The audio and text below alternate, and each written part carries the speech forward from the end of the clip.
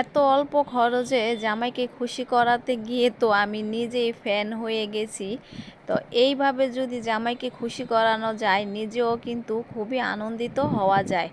কিভাবে জামাইকে খুশি করিয়ে নিজেও এই রেসিপির ফ্যান হয়ে গেছি, চলুন দেখে আসি।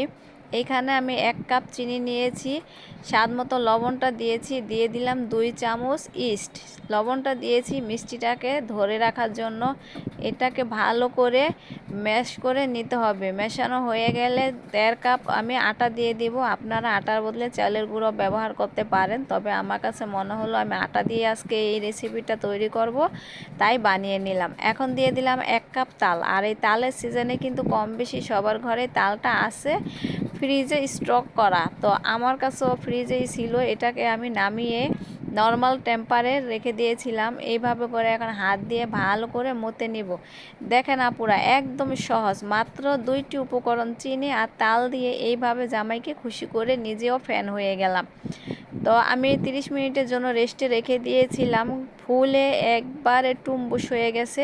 এটাকে এখন আমি আস্ত করে এই হাওয়াটা বের করে নিলাম। এইভাবে বের করে নিয়ে আমি এখন হালকাভাবে আরেকটু মথে নিলাম, যাতে করে একটু আঠালো হয়। এটা কিন্তু বেশি, আর এই রেসিপিটা বানাতে কিন্তু এই ব্যাটারটা ঘন হবে না, পাতলাও হবে না, এইরকম আঠালো হবে। এরকম একটি স্ট্যান্ডের বাটি সবার ঘরেই থাকে। এটার ভিতরে আমি তেল মাখিয়ে নিয়েছি, আর তেলটা একটু ভালোভাবে মাখিয়ে নিতে হবে, তাহলে কিন্তু উঠানোর সময় খুব সহজে উঠে যাবে। আর উপরে সুন্দরের জন্য আমি কিছুটা কালো জিরা দিয়ে দিয়েছি। আপনারা চাইলে এখানে কিশমিশ বা চেরি ফলটা ব্যবহার করতে পারেন। তো এই দুটোর একটিও আমার ঘরে ছিল না, তাই আমি কালো জিরে দিয়ে দিলাম। এইভাবে করে আমি কুকারের মধ্যে পানি গরম করে রেখেছিলাম, আর এটা দিয়ে ছিদ্রিটা বন্ধ করে দিয়েছিলাম। মাত্র 20 মিনিটের ভিতরে আমার এই রেসিপিটা কিন্তু খুব সহজে তৈরি হয়ে গেছে, ভালোভাবে সিদ্ধ হয়ে গেছে। আমি কিন্তু টুথপিক দিয়ে এটাকে পরীক্ষা করে নিয়েছি। একটা ছুরি দিয়ে এখন এটাকে আমি সুন্দর করে চারদিক থেকে উঠিয়ে নিব।